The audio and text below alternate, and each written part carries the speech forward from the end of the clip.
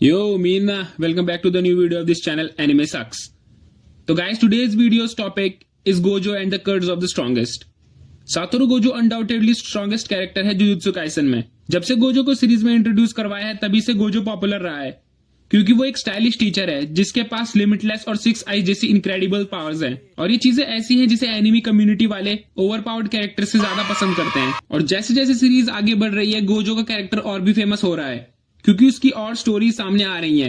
So without wasting any time, let's get started.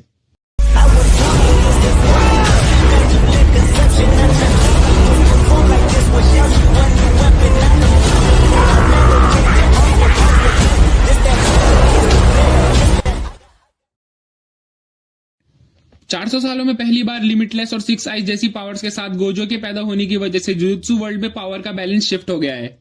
बहुत से curses छुप गए हैं और बहुत से कर्सेस स्ट्रांग हो गए हैं गोजो की मेयर एग्जिस्टेंस से। और कुछ लोगों ने गोजो पे 100 मिलियन की बाउंटी भी प्लेस कर दी है, जो नहीं चाहते थे गोजो की वजह से चेंजेस हों और इससे किसी भी बच्चे का चाइल्डहुड अफेक्ट हो सकता है। इसे समझने का बेहतर तरीका है कि कैसे गोजो की लाइफ अफेक्ट हुई इस वजह से। Look at his personality. मतलब वो बिना कोई हेजिटेशन के कहता है कि वो स्ट्रॉन्गेस्ट है। यहाँ तक कि उसने ये भी कहा था कि वो किंग ऑफ कर्सेस रियोमेन सुकुना को उसकी फुल पावर पे हरा सकता है। और ये कॉन्फिडेंस ऐसे ही कहीं से नहीं आया है, वो बचपन से ही काफी लोगों का टारगेट रहा है। और ये वो नहीं, उसका एक्सपीरियंस बोल रहा है। बचपन से ही कर्स यूजर और कर्सेस उसको मारना चाहते थे, लेकिन ऐसा नहीं कर पाए।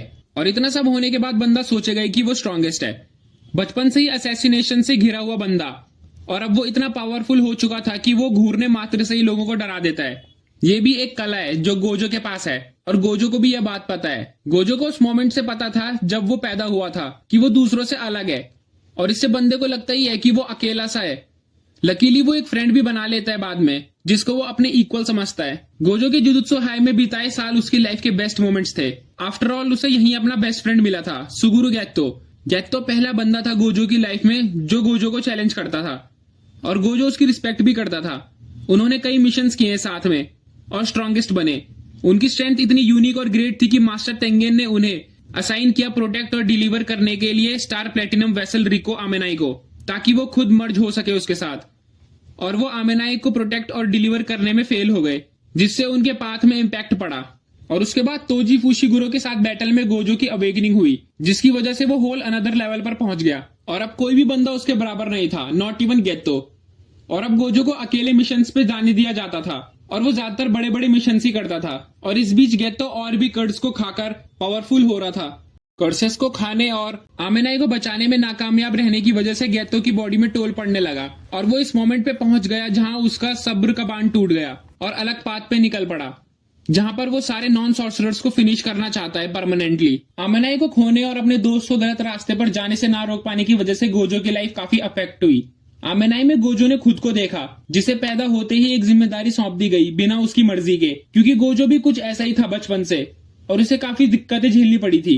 और गोजो ने इसके लिए मांगा भी नहीं था। गेत्तो गोजो का बेस्ट फ्रेंड था, और फिर भी वो उसको सही रास्ते में नहीं ला पाया। लास्टली गोजो एक गॉड की तरह था, जो गॉड होने के बावजूद भी उन इवेंट्स को चेंज नहीं कर सकता था जिन्हें वो सबसे ज्यादा चेंज करना चाहता है। और ये बात उसे हमेशा से परेशान करती रही। गोजो एक अनस्टॉपेबल बंदा बन गया, और वो अपनी पावर को यूज करना चाहता है जुजुत्सु वर्ल्ड में चेंजेस लाने के लिए, और वो नेक्स्ट जनरेशन को ट्रेन करना चाहता है ताकि वो चेंजेस देख सके।